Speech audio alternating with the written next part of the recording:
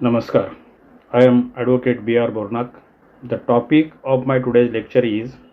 handing over of charge of the cooperative housing society to the new managing committee. तो topic ऐसा है अपना आज का कि जब भी कोऑपरेटिव हाउसिंग सोसाइटी में नई मैनेजिंग कमेटी का गठन होता है, when the new managing committee is constituted in the cooperative housing society,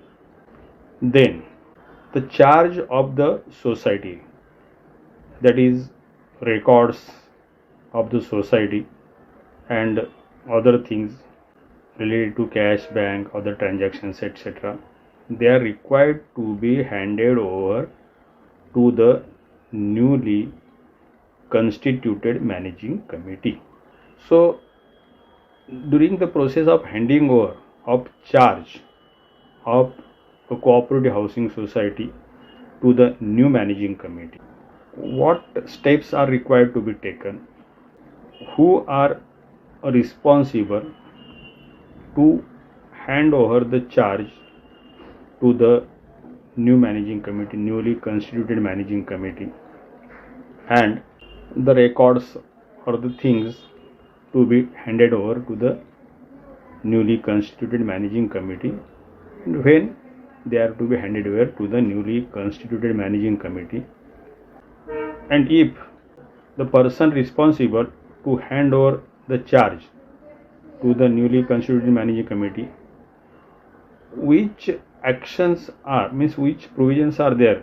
legal remedies are there, if the person responsible to hand over the charge to the new managing committee fails to hand over the charge to the newly constituted managing committee. So what are the legal remedies?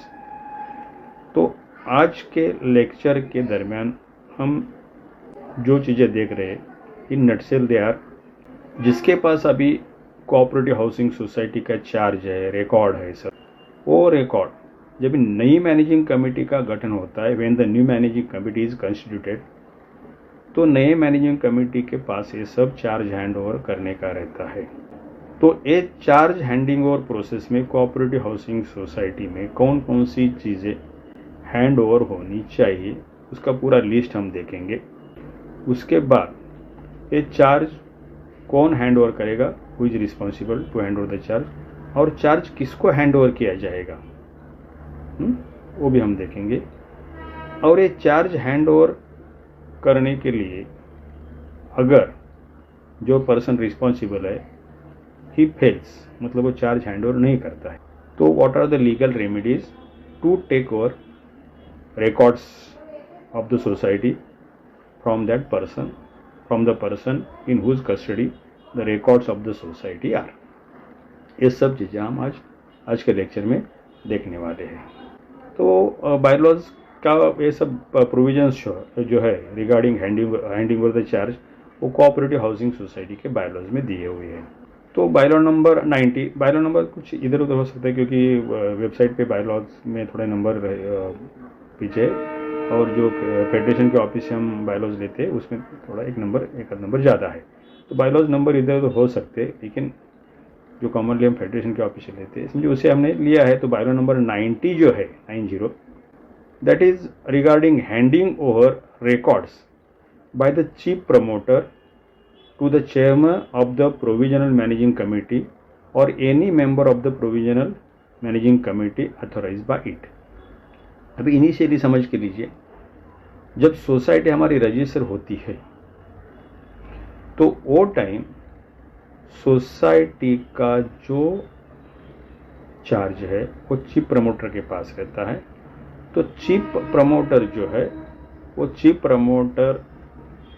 He is responsible to call the first general body meeting of the society within 3 months from the date of registration of the society. और ये जो first general body meeting होती है, वो first general body meeting में provisional committee, 1 साल के लिए कोऑपरेटिव हाउसिंग सोसाइटी में 1 साल के लिए प्रोविजनल मैनेजिंग कमेटी चुनी जाती है, सिलेक्ट की जाती है। तो प्रोविजनल मैनेजिंग कमेटी सिलेक्ट करने के होने के बाद प्रोविजनल मैनेजिंग कमेटी की मीटिंग होती है, क्योंकि वो उसमें से किसी एक मेंबर को ऑथराइज किया जाता है, वो मीटिंग बुलाता है और वो मीटिंग प्रोविजनल मैनेजिंग कमेटी की होती है, specially within 15 days from the, ये जो फर्स्ट जनरल बॉडी मीटिंग है प्रोविजनल मैनेजिंग कमेटी का गठन होने के बाद 15 दिन के अंदर वो मीटिंग होती है। और वो मीटिंग में, प्रोविजनल मैनेजिंग कमेटी की मीटिंग में उसके ऑफिस बेयरर्स चुने जाते हैं, चेयरमैन, सेक्रेटरी, ट्रेजरर, ठीक है, ये ऑफिस बेयरर्स चुने जाते हैं। तो वो टाइम जो चीफ प्रमोटर के पास रिकॉर्ड है, जो बिल्डर चीफ प्रमोटर है, या सोसाइटी का किसी कोई फ्लैट ओनर चीफ प्रमोटर है और उसने बिल्डर से सब ले लिया है, तो चीफ प्रमोटर के पास फिर सब रिकॉर्ड जो रहता है, वो चीफ प्रमोटर ने ये प्रोविजनल मैनेजिंग कमेटी के जो है, प्रोविजनल मैनेजिंग कमेटी के चेयरमैन जो है, उनको ये रिकॉर्ड हैंड ओवर करने का है। अगर प्रोविजनल मैनेजिंग कमेटी ने चेयरमैन के बजाय किसी दूसरे का नाम, प्रोविजनल मैनेजिंग कमेटी मेंबर का नाम सजेस्ट किया और उसको अथॉराइज किया चार्ज लेने के लिए, कोई कारणवश हो भी सकता है, तो वो जो अथॉराइज मैनेजिंग कमेटी मेंबर है प्रोविजनल मैनेजिंग कमेटी का, उसको चार्ज हैंड ओवर करना ये चीफ प्रमोटर का जिम्मेदारी है। मतलब आप फर्स्ट चार्ज हैंडिंग ओवर जो है वो चीफ प्रमोटर से प्रोविजनल मैनेजिंग कमेटी के जो चेयरमैन है या दूसरा कोई प्रोविजनल मैनेजिंग कमेटी का मेंबर है जिसको प्रोविजनल मैनेजिंग कमेटी ने अथॉराइज किया है, उसको चार्ज हैंड ओवर किया जाता है। मतलब फर्स्ट चार्ज जो है from chief promoter to the chairman और any other authorise managing committee member of the provisional managing committee, ठीक है। अभी ए चार्ज में कौन कौन सी चीजें हैंड ओवर करनी चाहिए, उसके बारे में बायोलॉज में क्या प्रोविजन है हम देखते हैं। देखो बायोलॉज 90 क्या बोलता है इसके बारे में। Immediately after election of the office bearers of the society at the first meeting of the provisional managing committee or its nomination by the registering authority, जब society fails to select provisional managing committee, वो time registrar से उनको nominate किया जाता है और वो registrar से ही ऑफिस बेयरर भी नॉमिनेट किए जाते हैं by the registering authority to the chairman of the society. यहाँ चेयरमैन दिया है लेकिन जो हेडिंग है उसमें to any of the authorise managing committee member ऐसा भी दिया है। चेयरमैन कोई कारणवश चेयरमैन अवेलेबल नहीं है या उनको ज़्यादा उसका आइडिया नहीं है और कोई दूसरा कमेटी मेंबर है जिसको मालूम है इन डेप्थ, तो और कमेटी ने उसको अथॉराइज किया मैनेजिंग प्रोविजनल मैनेजिंग कमेटी ने, तो उसके पास ही चार्ज दिया जा सकता है कभी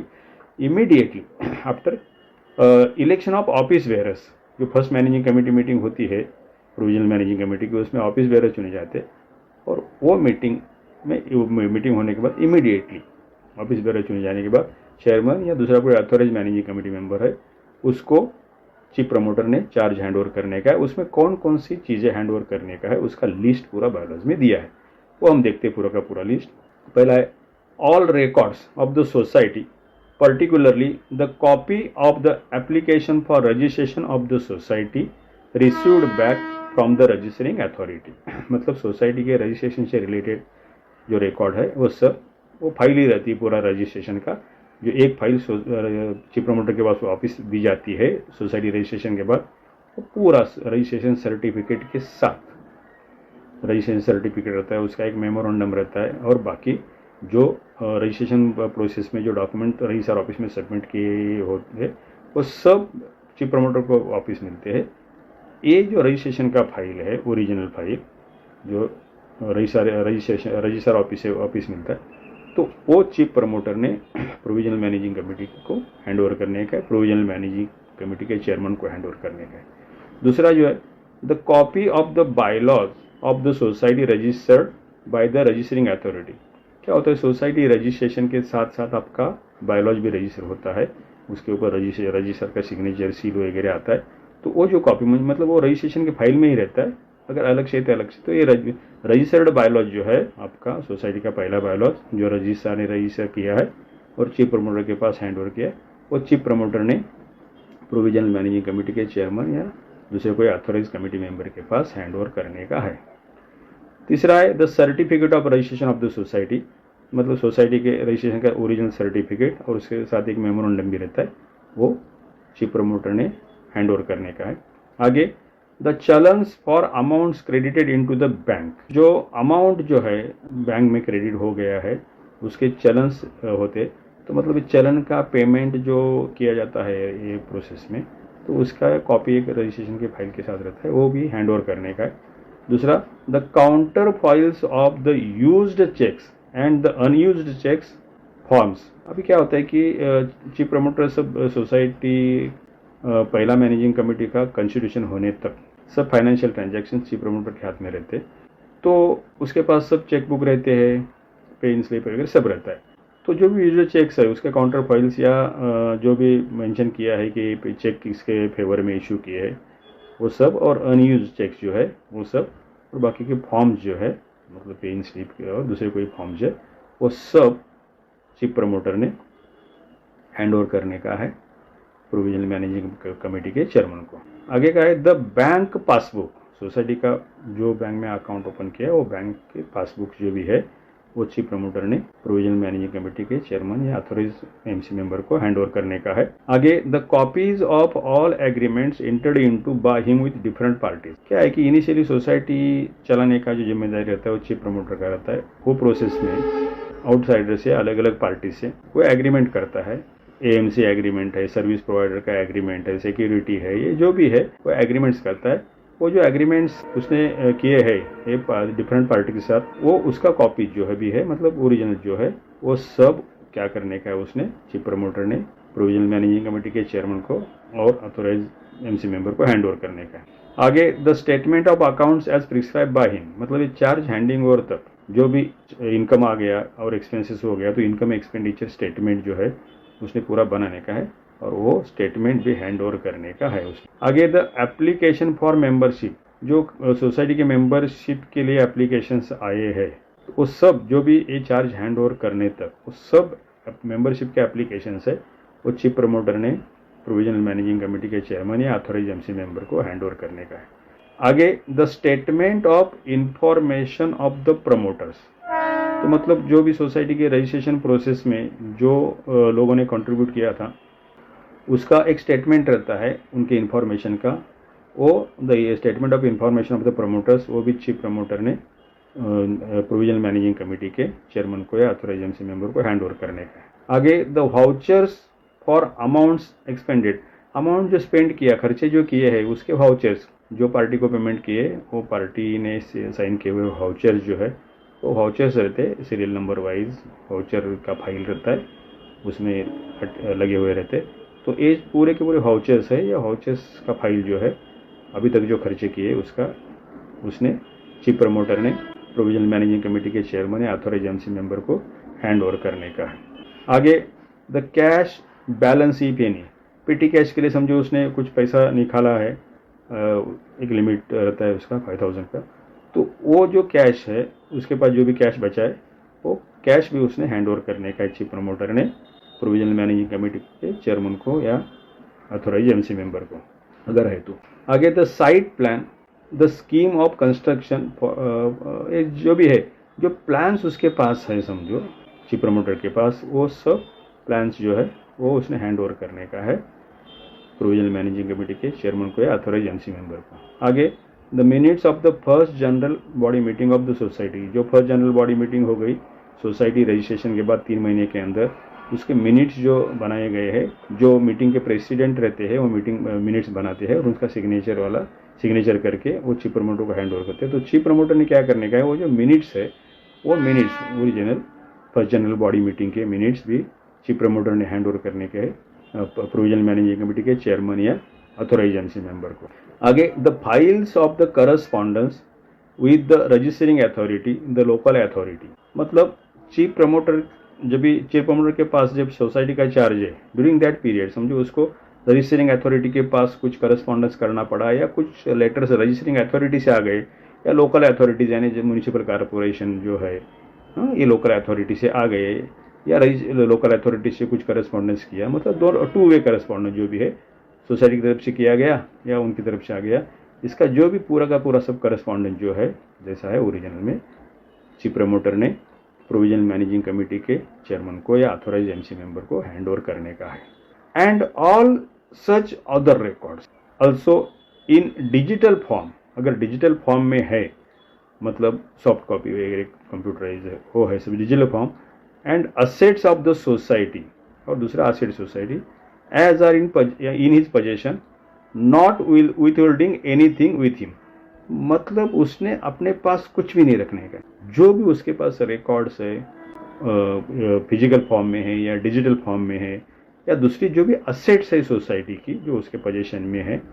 वो सब चीज़ें not with holding anything with him, मतलब अपने पास कुछ भी रखने का नहीं है, जो सब का सब है उसने चीफ प्रमोटर ने प्रोविजनल मैनेजिंग कमेटी के चेयरमैन को या अथॉराइज एमसी मेंबर को हैंड ओवर करने का है। और prepare a documents hand over report, और ये प्रोसेस में चीफ प्रमोटर ने ये डॉक्यूमेंट्स हैंड ओवर का एक रिपोर्ट बनाने का है। ये रिपोर्ट में ये सब लिस्ट होना चाहिए, सब लिस्ट आना चाहिए, और वो खुद का सिग्नेचर करेगा चार्ज हैंड ओवर करते टाइम। और जो चार्ज टेक ओवर कर रहे हैं, मतलब chairman of the provisional managing committee या authorise managing committee member of the provisional managing committee, उनके सिग्नेचर्स उसके ऊपर रहेंगे। चाहिए तो एडिशनल भी सिग्नेचर्स विटनेसेस करके उसके ऊपर लिए जा सकते हैं। ये चार्ज हैंडिंग ओवर रिपोर्ट बना के उसका 2 कॉपी बना के, एक उसने अपने पास रखने का है और एक जो है ये जिसको चार्ज हैंड ओवर किया जा रहा है chairman of the provisional managing committee या authorise MC member of the provisional managing committee, उनको ये एक हैंड ओवर रिपोर्ट जो है उसने ये सब डॉक्यूमेंट्स के साथ देने का है। ये हो गया पूरा का पूरा लिस्ट। जब चीफ प्रमोटर ने प्रोविजनल मैनेजिंग कमेटी के चेयरमैन या अथॉराइज मैनेजिंग कमेटी को चार्ज हैंड ओवर करते टाइम ये सब चीज़ें देने का है। और यही चीज़ें आगे जो है, आगे नया नया जो जैसा मैनेजिंग कमेटी बनते जाएगा वैसा वैसा हैंड ओवर होते जाएगा। अब ये शुरुआत का देखा हमने, from the chief promoter to the chairman और authorise managing committee member of the provisional managing committee. अभी प्रोविजनल मैनेजिंग कमेटी का टेन्योर 1 साल का रहता है, तो 1 साल का टेन्योर खत्म होने के पहले एटलीस्ट 60 डेज बिफोर उन्होंने क्या करने का है कि नया रेगुलर मैनेजिंग कमेटी जो 5 साल के लिए चुन के आएगा उसके इलेक्शन का प्रोसेस स्टार्ट करने का है। और इनका टेन्योर खत्म होने के पहले जो नया managing committee, regular managing committee जो है वो 5 साल के लिए चुनी जानी चाहिए और उनके ऑफिस बेरर्स भी चुने जाने चाहिए। वो भी प्रोसीजर ऐसा है। मतलब क्या होता है कि इलेक्शन प्रोसेस पूरा होता है, इलेक्शन प्रोसेस के एंड में एक स्पेशल जनरल बॉडी मीटिंग ली जाती है। वो स्पेशल जनरल बॉडी मीटिंग में इलेक्शन ऑफिसर जो रिटर्निंग ऑफिसर है वो इलेक्शन डिक्लेयर करके सबको इन्फॉर्म करता है, intimate special general body meeting में। उसके बाद 15 दिन के अंदर ये जो नई कमेटी चुन के आई है उनका एक मीटिंग होता है और वो मीटिंग में उनके ऑफिस बेयरर्स चुने जाते हैं। ऑफिस बेयरर्स चुने जाने के बाद जो अभी एक प्रोविजनल मैनेजिंग कमेटी जो थी, ये प्रोविजनल मैनेजिंग कमेटी के चेयरमैन ने ये सब हैंड ओवर का जो रिकॉर्ड का लिस्ट है, हैंड ओवर रिपोर्ट जिसको हम बोलते हैं, वो बनाने का है 2 कॉपीज़ में। और जो अभी रेगुलर नई मैनेजिंग कमेटी चुन के आई है वो मैनेजिंग कमेटी के चेयरमैन को या कोई दूसरे अथॉराइज मैनेजिंग कमेटी मेंबर को चार्ज हैंड ओवर करने का है। जो हमने पहले बायलॉ नंबर 90 में देखा वो पूरा का पूरा लिस्ट, और उसके बाद भी कुछ समझो उनके पास असेट्स बन गई या कुछ रिकॉर्ड बना है या कुछ और दूसरे रजिस्टर्स वगैरह बने हैं, ये सब पूरा का पूरा जो रिकॉर्ड है उनके पास कुछ भी नहीं रखने का। सब का सब जो है जो रेगुलर मैनेजिंग कमेटी चुन के आएंगी, मतलब आउटगोइंग मैनेजिंग कमेटी जो प्रोविजनल मैनेजिंग कमेटी है उसके चेयरमैन ने चार्ज हैंड ओवर है, फ्रॉम चेयरमैन टू चेयरमैन होता है। उसके बाद पहले चीफ प्रमोटर टू चेयरमैन और authorise managing committee of the provisional managing committee, उसके बाद chairman of the provisional managing committee to the chairman और authorise managing committee member of the regular managing committee. फिर उसके बाद ऐसे ही चार्ज हैंड ओवर होते जाएगा। उसके बाद वो जो मैनेजिंग कमेटी है रेगुलर मैनेजिंग कमेटी के चेयरमैन चार्ज हैंड ओवर करेंगे, जो नया मैनेजिंग कमेटी चुना जाएगा उसके चेयरमैन को या अथॉराइज मैनेजिंग कमेटी मेंबर को। तो ये चार्ज हैंड ओवर का प्रोसेस जो है ऐसा आगे आगे आगे चलता जाएगा। तो उसके बारे में फिर बाद में कॉमन प्रोविजंस दिए जो है बायलॉ नंबर 93 में। जो उसमें बायलॉ नंबर 93 में ऐसा प्रोविजन किया है कि handing over charge by the provisional managing committee, the chairman of the provisional committee और the nominated committee, register nominate किया तो शैल हैंड ओवर, देखो chairman of the provisional managing committee और the nominated committee shall hand over charge of all the assets and documents and papers of the society to the chairman of the newly elected committee at the time of its first meeting में। Newly elected committee के first meeting के time उनका office bearer का चयन होने के बाद, leaving nothing with him them including the record mentioned under bylaw number 90। मतलब बायलॉ नंबर 90 में जो रिकॉर्ड मेंशन किया है वो सब, और उसके बाद जो भी डॉक्यूमेंट्स, असेट्स, पेपर्स वगैरह बने हैं और उनके पास है, वो सब उन्होंने लिविंग नथिंग विथ हिम और देम, अपने पास कुछ भी रखने का नहीं है, सब का सब रेगुलर मैनेजिंग कमेटी के चेयरमैन को हैंड ओवर करने का है। तो ये प्रोसेस प्रोविजनल मैनेजिंग कमेटी से क्या हो जाएगा, न्यूली मतलब रेगुलर मैनेजिंग कमेटी है उसके हैंड ओवर के प्रोसेस में ये है प्रोसेस। आगे जो है फिर बायलॉ नंबर 124 में आगे का जो चार्ज हैंड ओवर का जो प्रोविजन है वो किया है। उसमें बायलॉ नंबर 124 में outgoing chairman to hand over charge to new chairman. तो ऐसे आगे होता जाए, मतलब chairman to chairman charge hand over करने का है। भले रिकॉर्ड सब सेक्रेटरी के पास रहता है, तो सेक्रेटरी क्या करेगा कि अपने पास के रिकॉर्ड का सब पूरा का पूरा लिस्ट बनाएगा, हैंड ओवर रिपोर्ट बनाएगा और चेयरमैन को देगा, अपने चेयरमैन को। फिर चेयरमैन वो पूरा नया मैनेजिंग कमेटी चुन के आई है, उसके जो चेयरमैन चुने हैं वो चेयरमैन को हैंड ओवर करेगा फर्स्ट मैनेजिंग कमेटी मीटिंग में। तो ये प्रोसेस आगे चलता जाएगा। तो ये बायलॉ नंबर 124 में जनरल प्रोविजन ऐसा दिया है कि outgoing chairman to hand over charge to new chairman. तो उसमें क्या दिया देखो, when the new committee is elected, the secretary of the outgoing committee के secretary shall prepare the list of papers and property of the society in his custody। जैसा मैंने बोला कि उनके कस्टडी में होता है, वो सब उसका एक लिस्ट बनाएगा जो पेपर्स एंड प्रॉपर्टी उनके कस्टडी में है, and hand over the charge thereof to the outgoing chairman. और वो अपने आउटगोइंग चेयरमैन के, मतलब वही कमेटी के चेयरमैन को वो सब हैंड ओवर करेगा। और उसके बाद द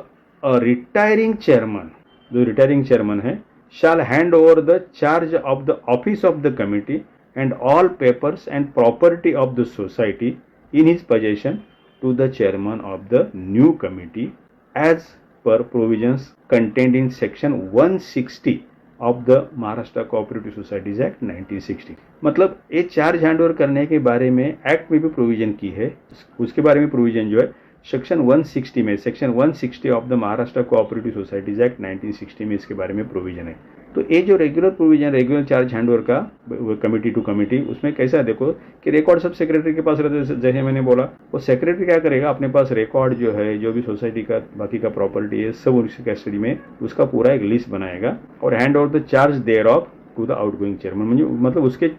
वो अपने पास का सब हैंड ओवर किसको करेगा, उनके कमेटी का जो चेयरमैन है उसको हैंड ओवर करेगा। और उसके बाद वो आउटगोइंग कमेटी का जो चेयरमैन है, जो नया कमेटी चुन के आया है, उसका जो चेयरमैन चुना गया है, उसको चार्ज हैंड ओवर करेगा, अपने पास कुछ भी नहीं रखेगा, सब का सब उसको हैंड ओवर करने का। हैंड ओवर रिपोर्ट तो एवरी टाइम बनाना पड़ेगा और 2 कॉपीज, एक आउटगोइंग कमेटी का चेयरमैन अपने पास रखेगा और दूसरा जो न्यू कमेटी का चेयरमैन है उसको दिया जाएगा। और इसके बारे में अगर ये सब बायलॉज का हो गया, उसके बारे में एक्ट में भी प्रोविजन है, महाराष्ट्र कोऑपरेटिव सोसाइटी एक्ट 1960 में भी प्रोविजन है, वो है सेक्शन 160 में। अभी वो सेक्शन 160 का भी प्रोविजन यहाँ देखते हैं, क्योंकि बायलॉज के साथ साथ हम एक्ट का भी प्रोविजन देखेंगे। तो सेक्शन 160 जो है महाराष्ट्र कोऑपरेटिव सोसाइटी एक्ट 1960 का, उसमें क्या प्रोविजन है, handing over records and property to new chairman on election, ऐसा उसका वो सेक्शन का टाइटल है। उसमें क्या दिया है, 160 जो सेक्शन है उसमें सब सेक्शन 1 में क्या दिया है, on the election of a new committee and it's chairman, the retiring chairman in whose place the new chairman is elected shall hand over charge of the office of the committee and all papers and property, if any, of the society in possession of the committee or any officer thereof to the new chairman of the committee। मतलब जो provision biology में किया है उसका ये है मतलब summarise form है कि जो न्यू कमेटी के चेयरमैन, न्यू कमेटी का और उसके चेयरमैन का इलेक्शन होने के बाद जो है द रिटायरिंग चेयरमैन है, उसके जो नया ओल्ड चेयरमैन के प्लेस में जो चुन के आया है, तो उसको आउटगोइंग कमेटी का चेयरमैन चार्ज हैंड ओवर करेगा, जो उसके पास पेपर्स प्रॉपर्टी है सब हैंड ओवर करेगा। उसमें 160 में सबसेक्शन 2 है, if the retiring chairman fails और refuses to hand over charge, अगर retiring chairman charge hand over नहीं करेगा और रिफ्यूज करेगा, और to hand over the papers and property of the society as apportion, मतलब वो फेल होता है कि चार्ज पेपर्स प्रॉपर्टी वो हैंड ओवर नहीं करता है या रिफ्यूज करता है. द रजिस्ट्रार और any person empowered by him in this behalf may bye order in writing direct him to forthwith hand over such charge and property. अभी देखिए सेक्शन 160 में सब सेक्शन 2 जो है उसमें जब ए रिटायरिंग चेयरमैन है, outgoing chairman है, वो अगर चार्ज हैंड ओवर नहीं करता है या रिफ्यूज करता है, जो उसके पास चार्ज पेपर्स असेट प्रॉपर्टी जो भी है तो वो टाइम नया जो कमेटी आया है उसके चेयरमैन ने या सेक्रेटरी जो भी है उन्होंने रजिस्ट्रार को ये चीज़ रिपोर्ट करने का है, रजिस्ट्रार को ये मैटर रिपोर्ट करने का है कि वह जो रिटायरिंग चेयरमैन आउटगोइंग चेयरमैन है वो चार्ज पेपर्स प्रॉपर्टी जो भी है वो हैंड ओवर नहीं कर रहे न्यू कमेटी को या न्यू कमेटी के चेयरमैन को. ये मैटर रजिस्ट्रार के पास जाने के बाद रजिस्ट्रार क्या करेंगे, तुरंत रजिस्ट्रार या उन्होंने जिसको भी ऑथोराइज किया है वो क्या करेंगे, ऑर्डर देंगे ये रिटायरिंग चेयरमैन या आउटगोइंग चेयरमैन कि वह आपके पास जो भी चार्ज है सोसाइटी का, क्योंकि अभी नया कमेटी का गठन हो गया है, उनके ऑफिस बेरर चुने गए तो आपने उनको चार्ज हैंड ओवर करने का है, तो तुरंत चार्ज हैंड ओवर करो, ऐसा एक लेटर उनको लिखने का, ऑर्डर ही देने का उनको, लेटर मतलब ऑर्डर ही देने का. उसके बाद सेक्शन 160 सब सेक्शन 3 क्या बोलता है, if the retiring chairman to whom direction has been issued, मतलब ये ऑर्डर डायरेक्शन जिसको इशू हो गया as apportioned does not comply with such direction, अगर वो कंप्लाई नहीं करता है तो ही शैल ऑन कन्विक्शन, मतलब उसके अगेंस्ट कंप्लेंट किया जाएगा और उसको समझो कन्विक्ट किया जाता है, बी पनिश्ड विथ सिंपल इम्प्रिजोनमेंट विच में एक्सटेंड टू 1 month और विथ फाइन विच में एक्सटेंड टू 5,000 रुपीज़. देखो अगर वो चार्ज हैंड ओवर नहीं करता है तो थोड़ा वो क्रिमिनल एंगल में जाएगा, तो उसको कन्विक्ट किया जाएगा प्रॉपर लीगल प्रोसीजर फॉलो करके, मैजिस्ट्रेट के पास कंप्लेंट जाएगा उसका, फिर कन्विक्ट किया डिक्लेयर किया जाएगा, तो उसको इम्प्रिजनमेंट भी हो सकता है, simple imprisonment charge hand over नहीं करने की वजह से, वो है 1 महीने तक का सिंपल इम्प्रिजनमेंट, 1 महीने तक का, और विथ फाइन 5,000 रुपये तक का फाइन भी हो सकता है, और विथ बोथ या दोनों भी हो सकता है, सिंपल इम्प्रिजनमेंट प्लस फाइन हो सकता है. एंड द रजिस्ट्रार में on the retiring chairman's failure to comply with such direction take order for seizing the records and property and handing it over to the new chairman in the manner provided in section 80. उसके बाद ये तो हो गया punishment के बारे में, वो outgoing chairman retiring chairman charge hand over नहीं कर रहा है उसके लिए ये 160 सबसेक्शन 3 में, सेक्शन 160 सबसेक्शन 3 में ये पनिशमेंट का और फाइन का प्रोविजन है, और या दोनों भी वो तो हो जाएगा. फिर उसके साथ साइड बाय साइड रजिस्ट्रार क्या करेगा कि सेक्शन 80 के अंडर जो प्रोसीजर है वो फॉलो करके सोसाइटी का रिकॉर्ड सीज करेगा, अपने ताबे में लेगा खुद या अपना ऑफिसर अपॉइंट करके. सेक्शन 80 में पूरा प्रोसीजर दिया है, और वो क्या करेगा ये सब रिकॉर्ड सीज करके जो न्यू चेयरमैन है, नवी चुन के है, उनको हैंड ओवर करेंगे, मतलब ये जिम्मेदारी फिर रजिस्ट्रार के पास जाता है. तो ये पूरा 160 सेक्शन 160 है उसमें चार्ज हैंड ओवर करने के बारे में है. अगर चार्ज हैंड ओवर नहीं किया तो फेल्यूर हो जाएगा, तो उसके बाद क्या रेमेडी है, क्या एक्शंस रजिस्ट्रार से लिए जाते हैं वो सेक्शन 160 में दिए हैं. पहले तो सिंपल डायरेक्शन से ऑर्डर निकाले जाएंगे, और वो अगर उसके बाद भी अगर वो ये नहीं करता है तो फिर वो थोड़ा सा उसको क्रिमिनल एंगल हो जाएगा और उसको पनिशमेंट मिलेगी, इम्प्रिजनमेंट का भी है, फाइन का भी है, या दोनों भी. और उसके बाद पैरेलली रजिस्ट्रार वो रिकॉर्ड सीज करने का जो प्रक्रिया है एज प्रोवाइडेड अंडर सेक्शन 80 वो फॉलो करके वो रिकॉर्ड सीज करके नया कमेटी के चेयरमैन को हैंड ओवर करेंगे. अभी हमने एक्ट का सेक्शन 160 देखा, अभी यहाँ जिक्र जो आया है सेक्शन 80 का आया है, तो इसके साथ साथ थोड़ा हम सेक्शन 80 के बारे में भी देखते. रिकॉर्ड सीज करने का जो रजिस्ट्रार का पावर है उसके बारे में भी आपको अवेयर करते हैं, क्योंकि अगर प्रोविजन आया है तो वो मालूम होना जरूरी है. तो सेक्शन 80 में ऐसा लिखा है, section 80 of the Maharashtra cooperative society 19 act, उसका टाइटल क्या है, registrar's power to seize records etcetera. अभी ये जो सेक्शन 80 जो है ना, ये जनरल सेक्शन है, मतलब चार्ज हैंड ओवर करने के लिए अगर outgoing chairman retiring chairman fail होता है तो भी ये जो रिकॉर्ड सीज करने का प्रक्रिया जो है, प्रोसीजर है, प्रोसेस है, फॉलो किया जाएगा। उसके अलावा दूसरा भी कोई ग्राउंड जब रहता है, समझो रजिस्ट्रार ने सोसाइटी के इंस्पेक्शन का, इंक्वायरी का ऑर्डर दिया है या ऑडिटर अपॉइंट किया, मैं इंस्पेक्शन के टाइम, ऑडिट के टाइम, इंक्वायरी के टाइम जो भी है, समझो जो चेयरमैन जिसके कस्टडी में डॉक्यूमेंट्स है वो अगर प्रोवाइड नहीं करते हैं, जैसे अभी ये क्या हो गया, चार्ज हैंड ओवर करते टाइम अगर वो हैंड ओवर नहीं करते तो भी रिकॉर्ड सीज किया जाएगा। समझो ऑडिटर को भी ये रिकॉर्ड नहीं दिया जा रहा है ऑडिट करने के लिए, तो ऑडिटर क्या करेगा, रजिस्ट्रार को कंप्लेंट करेगा, तो वो टाइम भी ये सेक्शन 80 का जो रिकॉर्ड सीज करने का पावर है, रजिस्ट्रार फॉलो करके रिकॉर्ड सीज करके ऑडिटर को अवेलेबल करके देंगे ऑडिट करने के लिए। समझो सोसाइटी के इंस्पेक्शन का ऑर्डर हो गया है सेक्शन 89A में, तो वो टाइम समझो सोसाइटी इंस्पेक्शन ऑफिसर को रिकॉर्ड नहीं दे रहे, वो टाइम ये रिकॉर्ड सीज करने का पूरा प्रोसेस फॉलो करके सोसाइटी से रिकॉर्ड सीज करके ये इंस्पेक्शन ऑफिसर को दिया जाएगा। अंडर सेक्शन 83 समझो इंक्वायरी का ऑर्डर हो गया है और इंक्वायरी ऑफिसर को ये लोग पेपर्स डॉक्यूमेंट्स नहीं दे रहे, वो टाइम भी अंडर सेक्शन 80 जो है रिकॉर्ड सीज करने का ऑर्डर हो जाएगा, प्रोसेस फॉलो किया जाएगा और इंक्वायरी ऑफिसर को पेपर्स दिए जाएंगे। जब भी मतलब इलेक्शन के टाइम भी हो सकता है, इलेक्शन ऑफिसर अपॉइंट हो गया है और रिकॉर्ड नहीं दिया जा रहा है, जब भी सोसाइटी का रिकॉर्ड नया कमेटी के चेयरमैन को या ऑडिटर को, इंस्पेक्शन ऑफिसर को, इंक्वायरी ऑफिसर को, इलेक्शन ऑफिसर को जब भी देने का टाइम आता है और सोसाइटी की तरफ से चेयरमैन या सेक्रेटरी रिकॉर्ड नहीं देते हैं, दे फेल्स और रिफ्यूजर्स टू गिव द रिकॉर्ड, वो टाइम मतलब ये सेक्शन जनरल है, सेक्शन 80 जो है जनरल प्रोविजन है, ये जनरल कभी भी एप्लीकेबल है जब भी रिकॉर्ड हैंड ओवर नहीं किया जाता है। तो कभी कभी क्या होता है, कोई मेंबर्स जो है वो सोसाइटी में जो सेक्शन 154B(8)(1) और B(8)(2) के हिसाब से, B(8)(1) में इंस्पेक्शन है और 154B(8)(2) में कॉपिंग उसका कॉपी लेने का है, तो वो भी अगर नहीं दिया जाता है तो वो टाइम भी रजिस्ट्रार ये ऑर्डर निकाल। तो इसमें देखिए सेक्शन 80 जो है क्वाइट मतलब इम्पोर्टेंट सेक्शन है और बहुत सारे टाइम ये सेक्शन 80 के अंडर ऑर्डर भी होता है। तो सेक्शन 80 का सब सेक्शन 1 में क्या प्रोविजन है,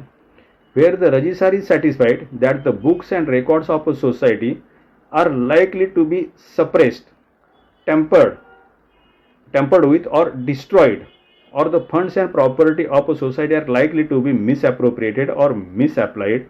the registrar or the person authorized by him may apply to the executive magistrate within whose jurisdiction the society is functioning for seizing and taking possession of the records and property of the society। यहाँ registrar खुद जाके record seize नहीं करते, उनके पास जब भी कोई complaint वगैरह आती है तो देखो रिकॉर्ड हैंड ओवर नहीं करने के पीछे एक एप्रीहेंशन हो सकता है कि record is likely to be suppressed,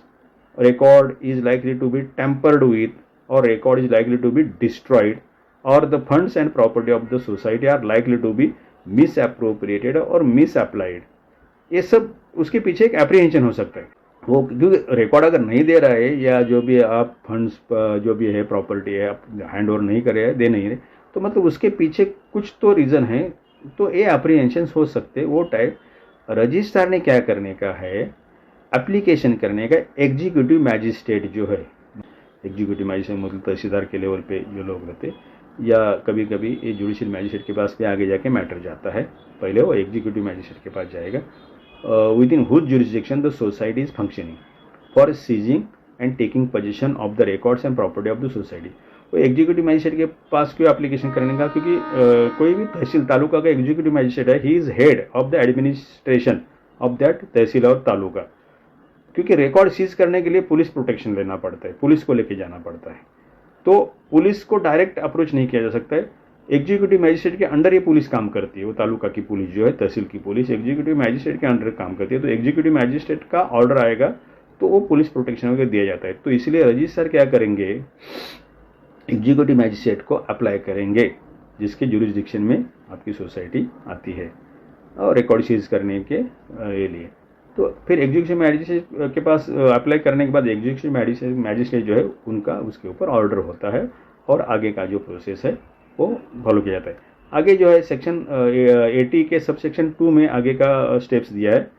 on receipt of an application under subsection 1 जो ऊपर दिया है, the magistrate shell फोर्थविथ consider such application, उन्होंने फोर्थविथ एप्लीकेशन कंसिडर करने का है, and if satisfied that immediate action is required, उनको लगता है कि अभी इसके ऊपर तुरंत एक्शन लेना जरूरी है, शैल ऑथोराइज एनी पुलिस ऑफिसर, तो वो क्या करेंगे, पुलिस ऑफिसर को ऑथोराइज मतलब ये डायरेक्शन देंगे, उनको ऑथोराइज करेंगे, police officer not below the rank of a sub inspector, मतलब सब इंस्पेक्टर रैंक के बिलो नहीं, ऐसा वो सब इंस्पेक्टर या उसके ऊपर का रैंक वाला sub inspector, inspector, senior inspector जो भी है, ऐसा to enter and search any place,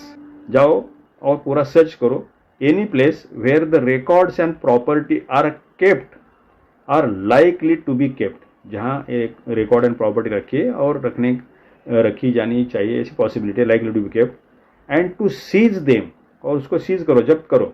and hand over possession thereof, और उसका पोजेशन किसको दे दो, टू द रजिस्ट्रार, क्योंकि एप्लीकेशन रजिस्ट्रार ने किया है, और the person authorise by him, registrar या रजिस्ट्रार ने जो अपने ऑफिस में से किसी को अथोराइज किया हो रहता है उसको, एज द केस में भी। ठीक है, देखो पहला स्टेप क्या है सेक्शन 80 में कि रजिस्ट्रार को अप्रीहेंशन है, कोई आदमी ने रिकॉर्ड देना बाइंडिंग है एज पर लॉ और as per bylaws, record, property, fund जो भी है, और वो नहीं दे रहा है, तो ये देखो ये सब केसेस में एप्लीकेबल होता है, चार्ज हैंड ओवर करते टाइम ही नहीं, चार्ज हैंड ओवर करते टाइम अगर चार्ज नहीं दिया जा रहा है, रिफ्यूज कर रहा है, तो ये एप्लीकेबल हो जाएगा। और दूसरे केसेस में बताया ऑडिट, इंस्पेक्शन, इंक्वायरी, इलेक्शन जो भी है, जहाँ चार्ज हैंड ओवर करने का या रिकॉर्ड किसको दूसरे को देने का, गवर्नमेंट ऑफिसर को, रजिस्ट्रार ने अथोराइज किया है वो पर्सन को, और वो नहीं दे रहे हैं, तो सब जगह सेक्शन 80 एप्लीकेबल होता है। तो सेक्शन 80 का सब सेक्शन 1 में तो रजिस्ट्रार को जो एप्रीहेंशन होता है कि ये सप्रेस होने का चांसेस है, टेम्पर्ड होने का चांसेस है, डिस्ट्रॉय होने का चांसेस है, फंड्स एंड प्रॉपर्टी का मिस अप्रोप्रिएशन और मिस एप्लीकेशन होने का चांसेस है, तो वो टाइम रजिस्ट्रार क्या करेंगे, मतलब खुद जाके ये नहीं करेंगे, वो रजिस्ट्रार एप्लीकेशन करेंगे एग्जीक्यूटिव मैजिस्ट्रेट को, और एग्जीक्यूटिव मैजिस्ट्रेट जो है उनके पास एप्लीकेशन जाएगा, जो जुरिडिक्शन है इनके पास। फिर सबसेक्शन 2 में क्या है कि फिर एग्जीक्यूटिव मैजिस्ट्रेट फोर्थविथ एप्लीकेशन कंसिडर करेंगे, और उनका सेटिस्फैक्शन हो गया कि इसके ऊपर इमीडिएट एक्शन रिक्वायर्ड है, तो वो किसी पुलिस ऑफिसर को ऑथोराइज करेंगे not below the rank of sub inspector, और उनको डायरेक्शन देंगे, ऑर्डर देंगे कि वह आप जाओ, वो प्लेस का सर्च ले लो, जाओ एंटर करो प्लेस में, मतलब एग्जीक्यूटिव मैजिस्ट्रेट का ऑर्डर है तो फिर कोई रुका नहीं सकता है उसको, तो पुलिस ऑफिसर जाएगा, एंट्री करेगा, अगर वो समझो लॉक किया है वगैरह, वो लॉक तोड़ सकते, पंचनामा करते हैं पूरा का पूरा, आजू बाजू के मेंबर्स को वगैरह इनको विटनेस बुला के लॉक तोड़ देते हैं पूरा, कब्बड़ में है तो कब्बड़ भी करते हैं उनका लॉक, जो कोई टेक्नीशियन है या जो लॉक खोलने वाला आदमी है उसको बुला के, ये सब पावर मिलता है उनको, और एंटर करते हैं और सर्च करते हैं रिकॉर्ड जहाँ रखा है और जहाँ रखने का जहाँ पॉसिबिलिटी, और वहाँ मिला तो सीज करते हैं, सीज करने के बाद वो पुलिस क्या करेंगे, रजिस्ट्रार या उन्होंने अपॉइंट किया हुआ जो कोई ऑफिसर है उनको वो रिकॉर्ड हैंड ओवर करेंगे, और बाद में फिर वो रजिस्ट्रार का ऑफिसर या रजिस्ट्रार का ऑफिसर जिसको वो रिकॉर्ड देने का है उनको हैंड ओवर करेंगे। इसके बारे में अभी आगे जो है सबसेक्शन 3 में आगे का प्रोविजन है सेक्शन 80 सबसेक्शन 3 में, वेयर द रजिस्ट्रार और an officer not below the rank of district deputy registrar is satisfied that immediate action is required to be taken, or that the executive magistrate having jurisdiction is not likely to be available at the headquarters for a consecutive period of 3 days, मतलब ये बहुत emergency में होता है, और the books and records of a cooperative society are in the immediate danger of being tampered with, or funds and property of a society are in the immediate danger of being misappropriated or misapplied, मतलब ये immediate case में क्या होता है, उसको लगता है कि नहीं इसको अभी तुरंत एक्शन, मतलब एग्जीक्यूटिव मैजिस्ट्रेट के पास एप्लीकेशन करने में टाइम जाएगा, या एग्जीक्यूटिव मैजिस्ट्रेट है अभी सर कंटिन्यूस 3 दिन ये हेडक्वार्टर में नहीं है या लीव पे है वगैरह, और एक डेंजर है कि बाबा ये जो रिकॉर्ड वगैरह जो है कोऑपरेटिव सोसाइटी आ रही in the immediate danger of being tempered with or funds and property of a society are in the immediate danger of being misappropriated or मिसअप्लाइड, ये केस में उनको लगता है कि अभी तुरंत एक्शन लेना जरूरी है, वो टाइम द रजिस्ट्रार और द सेड ऑफिसर जो अथॉराइज ऑफिसर किया है वो the said officer may not with standing anything contain in sub section 1 and 2। फिर ये सेक्शन 1 और 2 का प्रोसीजर है, फॉलो करने की जरूरत नहीं है, इमीडिएटली वो एक्शन लेने का है। मेक एन ऑर्डर, वो खुद ऑर्डर करेंगे, to seize such books, records और funds of the society, either himself, वो खुद जाके सीज कर सकते, ये पंचनामा वगैरह सब करके, और through an officer authorised bye him in this behalf, और उन्होंने जिसको अथोराइज को ऑफिसर किया, अथोराइज किया, वो ऑफिसर जाके वो रिकॉर्ड सीज करेगा। And for that purpose the registrar और द सेड ऑफिसर और the officer so authorise may after reasonable notice at any reasonable time, मतलब नोटिस दे के रीजनेबल टाइम का, एंटर, खुद जाके अपना सब स्टाफ वगैरह लेके जाके, एंड सर्च विदाउट वारंट ये सर्च ले सकते हैं, without warrant any premises where he believes such books, records और funds to be, and inspect and seize such books, records और funds, and the officer of the society, जो society का officer है, responsible for the custody of such books, records and funds shall deliver, कि उनके पास है जिम्मेदारी जिसकी है और उनके पास है, डिलीवर सच बुक्स, रिकॉर्ड्स और funds forthwith to the registrar, the said officer or the officer so authorized, who shall acknowledge receipt, और रिसीट देंगे जो ले रहे हैं उसका, of the books, records or funds of the society so seized. The registrar, the said officer or the officer so authorized may, for the purpose of execution of the said order, request the officer in charge of the nearest police station to give him necessary assistance, and such police officer shall thereupon give him such assistance. अब ये immediate action के time section 80 का जो sub section 3 है वो action लिया जाता है। ये कभी लिया जाता है कि देखो, रजिस्ट्रार और an officer not below the rank of district deputy registrar, मतलब डीडीआर के रैंक के नीचे ऑफिस नहीं, वो कर सकते हैं,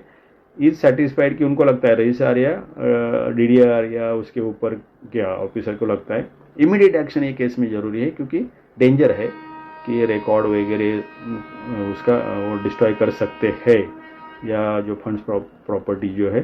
वो भी डेंजर में है, क्योंकि वो उसका कुछ मिसयूज़ कर सकते हैं ऐसे केस में। और दूसरा क्या है कि एग्जीक्यूटिव जो मैजिस्ट्रेट है, जिनके थ्रू ये सेक्शन सब सेक्शन 2 में जो दिया है, जिनके थ्रू ये ऑर्डर करके देने का, कि वो अगर consecutively for 3 days head quarter में नहीं है या बाहर है, रजे पे है, समझो जो भी है, तो वो टाइम ये खुद एक्शन लेते हैं, मतलब रजिस्ट्रार या district deputy registrar, DDR district, और कोई अथॉराइज दूसरा ऑफिसर जो है वो उनको अथॉराइज करेंगे, तो एक खुद जाके खुद एक रजिस्ट्रार या डिस्ट्रिक्ट डेप्यूटी रजिस्ट्रार खुद जाएंगे या किसी ऑफिसर को भेजेंगे ऑर्डर देके, और वो जाके वो खुद जो प्रीमाइसेस में है वो एंट्री कर सकते हैं, और जो रिस्पॉन्सिबल ऑफिसर है उसको उसके पास उसने जिम्मेदारी है वो रिकॉर्ड जो भी है उसके पास वो देने का, और वो रिकॉर्ड ले सकते, सीज कर सकते हैं। अभी ये प्रोसेस में मीन टाइम वो क्या करेंगे, डायरेक्ट जाने के बजाय वो रजिस्ट्रार या डिस्ट्रिक्ट डेप्यूटी रजिस्ट्रार ने जो भी ये किया है, समझो ऑर्डर पास किया है, तो वो एक रजिस्ट्रार या डिस्ट्रिक्ट डेप्यूटी रजिस्ट्रार लेटर लिखते हैं पुलिस स्टेशन को, वह इनको असिस्टेंस दे दो, पुलिस प्रोटेक्शन दे दो, क्योंकि ये रिकॉर्ड सीज करने के लिए जा रहे हैं। तो पुलिस जो इंचार्ज ऑफिसर है उनका जिम्मेदारी है कानूनन कि उनको असिस्टेंस मतलब पुलिस प्रोटेक्शन प्रोवाइड करने का, और ये पुलिस का लवाजमा सब जो प्रोटेक्ट जो है वो सब लेके आते हैं, और जो प्रीमाइसेस में एंट्री करने का वो करते हैं, और रजिस्ट्रार को ऑर्डर दिखाते हैं, रजिस्ट्रार को ऑर्डर दिखा के बोलते हैं कि चलो देने का, नहीं तो फिर पुलिस है, पुलिस उनको पकड़ के लेके जाएगी ऐसा। तो ये बुक्स वगैरह जो है वो सब देने का जिम्मेदारी है वो उन्हें देने का है, पुलिस प्रोटेक्शन लेके, ठीक है। और उसके बाद ये लेने के बाद जो रिकॉर्ड है फिर जो पर्पस के लिए या जिसको देने का है वो रिकॉर्ड उनको दिया जाएगा। ये सब सेक्शन 80 का है। सेक्शन 80 जो है registrar power to seize records, और कुछ केसेस में रजिस्ट्रार को सेक्शन 80 का ऑर्डर निकालना पड़ता है और पुलिस के साथ आके वो रिकॉर्ड सीज करना पड़ता है। तो ये है, ये सब जो हमने देखा आज के लेक्चर में वो है कि चीफ प्रमोटर से लेके प्रोविजनल मैनेजिंग कमेटी के चेयरमैन या अथॉराइज्ड मैनेजिंग कमेटी मेंबर, फिर प्रोविजनल मैनेजिंग कमेटी से कमेटी के चेयरमैन से आगे जो कमिटीज चुन के आ रही है वो कमिटी टू कमिटी, मतलब chairman of outgoing committee, retiring chairman जिसको हम बोलेंगे, टू द न्यू कमिटी। ये जो चार्ज हैंडओवर का प्रोसेस है उसके बारे में हमने देखा कि कैसा चार्ज हैंडओवर करता है, और उसके बारे में लीगल में बायोलॉज के प्रोविजन के साथ साथ सेक्शन 160 के प्रोविजंस भी हमने देखे जो चार्ज हैंडओवर करने के प्रोसेस में ले जाते। और सेक्शन 160 में इस सेक्शन 80 का भी प्रोविजन है रिकॉर्ड सीज करने का, तो वो भी हमने आज के लेक्चर में देखा। तो मुझे लगता है कि चार्ज हैंडओवर प्रोसेस से रिलेटेड जो भी बायोलॉज के प्रोविजंस है और महाराष्ट्र कोऑपरेटिव सोसाइटी 1960 के जो भी प्रोविजंस है उसके बारे में आपको इन डेप्थ मतलब नॉलेज मिला होगा। तो मैं आज का लेक्चर इधर ख़त्म करता हूँ। Thank you very much.